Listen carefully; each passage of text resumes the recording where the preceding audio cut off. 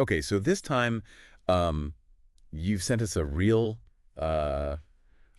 humdinger. Yeah. Trump's back in the news again, saying that he wants to, quote, take back the Panama Canal after he takes office. Right? Could he actually do that? I mean, seriously, That's a good question. we've got a whole stack of sources here. Okay. Historical accounts of the canal's construction, military analyses, even international law documents. Interesting. And I have a feeling this is going to get pretty complicated. It's going to be a deep dive for sure. It is going to be a deep dive. What I think is so fascinating about this, though, is it's not just about one man's pronouncements. Yeah. It's really a tangle of history, Right. international agreements, and just those kind of like always shifting global power dynamics that we always talk about. And that's exactly why we're here to untangle all of it. Mm-hmm. So let's start with the basics. Okay. We all know the Panama Canal is a big deal. Big deal. It's this vital waterway that connects the Atlantic and Pacific Oceans, Right. saving ships tons of time and money. Uh-huh. But our sources reveal that it's been a focal point for power struggles for centuries. Yeah. Not just years or decades. Centuries. I mean, think about it. Whoever holds these kinds of waterways has an advantage. This is like classic controlling the choke points. Right. If you look back through history, it's always been about that. You know, whether we're talking about ancient empires, colonial powers, or today's superpowers, you know, they've all been vying for control of these strategic waterways. And for good reason. Yeah. It's about leverage, you know, economic leverage, military leverage. Yeah. Plain and simple. And of course, the U.S. has its own long and, let's just say, eventful history with the canal. Oh, yeah. Very eventful. The early 1900s. That's where it all really kicked off. That's where it all started. Our sources detail how the U.S. initially supported Panama's independence from Colombia. Right. But that support came with a price. Always a price. Right. The U.S. basically secured the right to build and operate the canal. They created this thing called the Panama Canal Zone, Okay. which was this 10-mile wide strip of land under U.S. control. So basically, the U.S. just carved out a piece of Panama for themselves. Pretty much. And said, this is ours now. Yeah, it was a pretty sweet deal for the U.S., as you can imagine. Yeah. Not so much for Panama. Not so much for Panama. No, not really. And that, as you can imagine, led to some tension. Yeah, I bet. And those tensions simmered for decades. Wow. So fast forward to 1999. Yeah. After years of Panamanian protests and some hard-fought treaty negotiations, the U.S. finally handed over control of the canal back to Panama. A huge moment. It was a huge symbolic moment. Absolutely. Marking the end of U.S. dominance in the region. So my question is, could any single person, even a president, just undo all that? Well, It just seems impossible. it's not that simple. Okay. Let's look at those international law documents you mentioned. Right. It's more nuanced than you might think. Okay. There's this concept in international law called innocent passage, Okay. which basically means that ships have the right to pass through international straits Okay. without being harassed. All right. But here's the catch. Okay. That usually applies during peacetime. Peacetime. Peacetime. Always the caveat. Oh, wait. So what happens when things get a little dicey? Well, then things get messy. Okay. Wartime throws a whole wrench into the works. Right. There's a lot of debate about what rights countries have during conflicts and how those rights apply to strategic waterways like the Panama Canal. And then you've got those treaties we mentioned, Right. specifically the Torrijos-Carter treaties from the 1970s. Okay. These treaties specifically state that Panama, And Panama alone has the right to defend the canal after 1999. so legally speaking, Yeah. it's not looking good for anyone who wants to just waltz in Right. and take back the canal. Not really. No. But you mentioned something earlier Yeah. about shifting global power dynamics. Yes. What did you mean by that? Well, let's take a look at some of these recent reports from US Southcom. Okay. They're painting a pretty clear picture Right. of growing concern about China's influence in Latin America. China has been investing heavily in the region, Okay. securing access to ports and resources, and becoming a major trading partner for many Latin American countries. Okay. It's a pretty significant shift in the balance of power. So it's not just about economics, right? No. There are potential military implications here, too. Absolutely. U.S. Southcom is particularly worried about the security risks posed by China's growing presence, especially when it comes to protecting U.S. interests. Yeah, they even use the term malign state actor. Malign state actor. Or MSA, Oh. to refer to states whose actions and influence pose a direct threat to the U.S. and its allies. Wow. Pretty strong language. So how does all of this tie back to the Panama Canal? That's the question, isn't it? It is. Is this what's driving all this talk about taking it back? Right. Is it a legitimate national security concern? Is it posturing in the face of a rising global rival? Yeah. Or maybe a little bit of both? This is where it starts to feel like a geopolitical chess game. Exactly. With the Panama Canal right in the center of the board. Right in the center. And speaking of chess games, okay. One of the sources you sent, a Chinese military analysis, interesting, actually lays out their strategy for dealing with what they call the Malacca Dilemma. Okay, the Malacca Dilemma. Okay, I'm all ears. Right. What's the Malacca Dilemma? Basically, it's China's Achilles heel. Okay. They rely heavily on the Strait of Malacca for their energy imports, which makes them vulnerable to blockades or disruptions. It's a choke point that they just can't ignore. So the Chinese are openly admitting that they're vulnerable. Yeah. That's kind of surprising. It is, but it also shows their strategic thinking.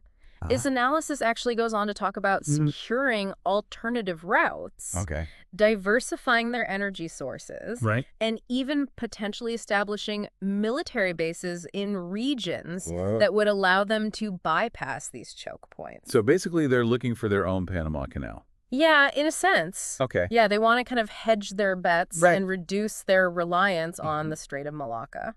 So while they acknowledge the Malacca Dilemma, they're also actively trying to overcome it. Exactly. They're not just sitting around waiting for something to happen. And that's where the Panama Canal becomes even more significant. Right. It offers China a potential alternative route. If the Strait of Malacca were ever blocked. Yeah. Exactly. It's like a geopolitical insurance policy for them. Exactly. A backup plan. Okay, so we've got the U.S. worried about China's growing influence and China worried about securing its own interests, potentially through the Panama Canal. Right. This is getting complicated. It is. It's a complex situation. And we haven't even touched on the potential consequences of trying to seize control of the canal. No, we haven't. We've got those military analyses to look at. Yeah, we do. Let's dive into those next. All right, let's do it. Yeah, those military analyses, they don't paint a pretty picture. Yeah, no kidding. If someone tried to, muscle their way in into controlling the Panama Canal, it would be a mess. So let's put on our geopolitical strategist hats for a minute. Okay. What kind of scenarios are we even talking about here? All right, so the most obvious risk is a military confrontation with Panama. Right. I mean, on paper, the U.S. military is a lot stronger than Panama's. Right. But a direct intervention would be a disaster, both in terms of, lives lost and the damage to the U.S.'s reputation on the world stage. It's hard to imagine a scenario where invading a sovereign nation, especially when you used to control, wouldn't backfire spectacularly. It would be a PR nightmare. Yeah, total PR nightmare. And we can't forget about the potential for guerrilla warfare. Oh, right. I mean, those historical accounts you sent about Panama's fight for independence and the U.S. role in those conflicts, they show that Panamanians, they're not afraid to stand up for their sovereignty. Yeah. It wouldn't be a walk in the park. Plus, what about the global reaction? Oh, yeah.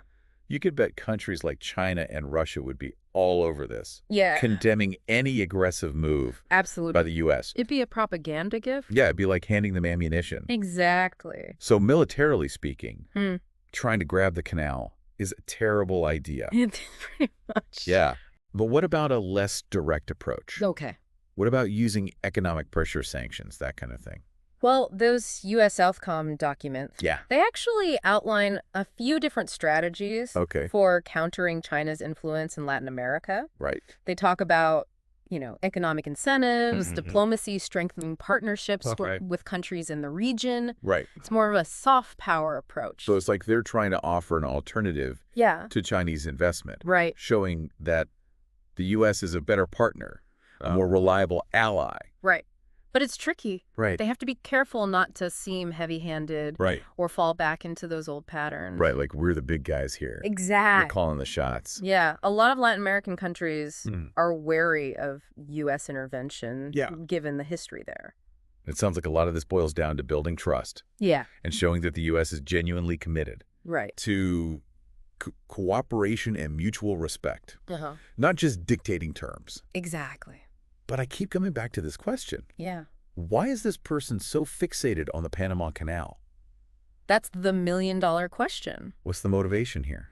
It's hard to say for sure, right? But we can maybe look at their past behavior and their political rhetoric for some clues. Well, this is someone who's made it pretty clear that they're not a fan of multilateral agreements, and prefers a more unilateral America First approach to foreign policy. And they've been very vocal about their concerns about China, often portraying China as, an economic and geopolitical rival that needs to be contained. So is it possible that this stance on the Panama Canal is just an extension of those views? Could be. Like a symbolic gesture? And to reassert U.S. dominance and push back against China? Right. Even if it's, unrealistic or harmful in the long run? It's definitely a possibility. And the timing of these statements, alongside those warnings from U.S. Southcom about China's growing presence,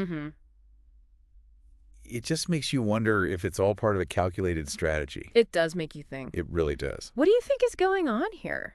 Yeah. Do you see this as a genuine national security concern, a power play, or something else entirely? We'd love to hear your take on this. Right. We want to know what you think. And remember, this isn't just about the Panama Canal. Right. It's about the changing dynamics of global power, the competition for resources and influence, and the challenges of navigating this increasingly complex geopolitical landscape. Yeah, it really It's about understanding the forces at play and making informed decisions about the future we want to create. We've covered a lot of ground in this deep dive. From the history of the canal to the current anxieties about China's rise.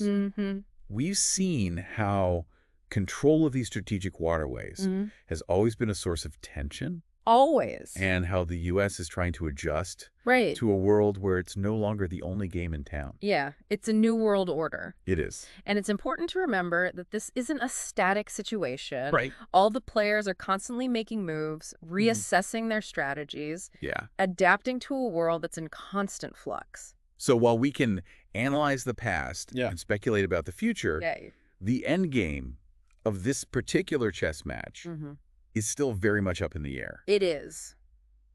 But there's one more piece of this puzzle if you haven't explored yet. All right. The human element. Yes, the human element. We can't forget about the people who actually lived and worked in the Panama Canal Zone. Exactly. Especially those of Afro-Caribbean descent. It's a really important part of the story. Yeah, their stories offer a different perspective on this whole saga. Absolutely. I'm really interested to hear more about that. Okay. Let's shift gears and delve into those personal experiences next. All right, let's do it. Yeah, it's easy to get caught up in, all the geopolitical maneuvering and kind of forget that there are real people at the heart of this story. Exactly. And our sources provide some really fascinating insights into the lives of those who lived and worked in the Panama Canal Zone. Yeah. Especially those of Afro-Caribbean descent. Right. It's a side of the story that often gets overlooked. I'm ready to dive in. Okay. What can you tell us about their experiences? Well, one source, Legacies of Exclusion. Okay. Afro-Panamanians in the U.S.-controlled Panama Canal Zone, 1904 to 1979. Wow. Really highlights the social dynamics and racial hierarchies that existed within the zone. Okay, so this source focuses on the experiences of Afro-Caribbean workers and their families. Exactly. Who made up a large part of the workforce, but were treated as second-class citizens. Yeah, it's really heartbreaking. Can you give us some more detail on that? Sure. Like, what kind of discrimination did they face? This source talks about the gold and silver roll system. The gold and silver roll system. Yeah. Okay, so basically two people doing similar jobs. Right. But one gets paid significantly less simply because of their skin color. That's what it was. So the gold roll was for U.S. citizens, mostly white Americans, and the silver roll was for the Afro-Caribbean workers. Exactly. And this system went beyond just wages. It did. It impacted things like housing, education, even access to basic services. Yeah, I mean, you can imagine. Afro-Caribbean families were relegated to overcrowded neighborhoods with inadequate infrastructure, while their white counterparts lived in relative comfort. Exactly. It was a system designed to keep them marginalized. It really was. This source also mentioned something called the West Indian problem. Oh, yeah. What was that all about? Well, this term really underscores the cultural tensions that existed at the time. Okay. It reflects, the anxieties and prejudices that some Panamanians held toward Afro-Caribbean migrants. So it wasn't just about the U.S. controlling the canal. No. There was tension between different groups within Panama as well.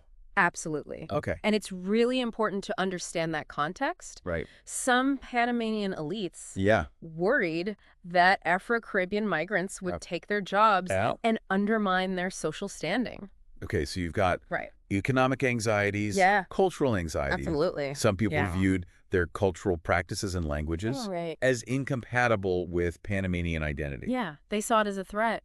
There were even accusations that they were contributing to crime and social unrest. Exactly. Wow. So you can see how complex the situation was. It really was. Yeah. So this idea of, taking back the canal, it completely ignores the complex realities of what was happening on the ground. Exactly. It wasn't just a simple transaction between two countries. It's so much more complicated than that. It really is. And these tensions and inequalities, they didn't just magically disappear. No, they didn't. When the U.S. handed over control in 1999. They're still felt today. The legacy of that discrimination continues to impact Afro-Panamanians today. Absolutely. It's a reminder that these grand geopolitical schemes often have real human consequences that can last for generations. It's something to really think about. It is. Yeah. As we consider the future of the Panama Canal and the role of global powers in shaping that future, we can't forget about the people who live and work there. Exactly. Their voices need to be heard. Absolutely. Their rights respected and their interests protected. And that brings us back to you, the listener. As you continue to learn about these issues, as you engage in conversations about global politics and power dynamics, remember to consider the human perspective. Exactly. Ask yourself, what are the implications for real people? What are the ethical considerations? What kind of future do we want to create? Not just for nations, but for individuals. Exactly. We certainly explored a lot in this deep dive. Yeah, it's been a journey. It has been. We've untangled the historical power struggles, the legal complexities, the potential risks of military intervention, and the often overlooked human impact of the Panama Canal. It's a lot to take in. It is. It really is. And it's a reminder that in a world where global powers are competing for influence and control, where strategic assets become pawns in a larger game, it's the human element that often gets lost in the shuffle. And yet it's the human element that ultimately determines the course of history. Exactly. We can't forget that. So as you go about your day, as you encounter news about the Panama Canal or any other global hotspot, remember to dig deeper. Absolutely. To consider the different perspectives and to always bring it back to the human experience. Exactly. Because at the end of the day, that's what truly matters. Well said. And on that note, we'll wrap up this deep dive into the Panama Canal. We hope you found it informative, thought-provoking, and maybe even a little bit inspiring. Until next time. Yes. Keep exploring. Keep questioning and keep diving deep. See you next time.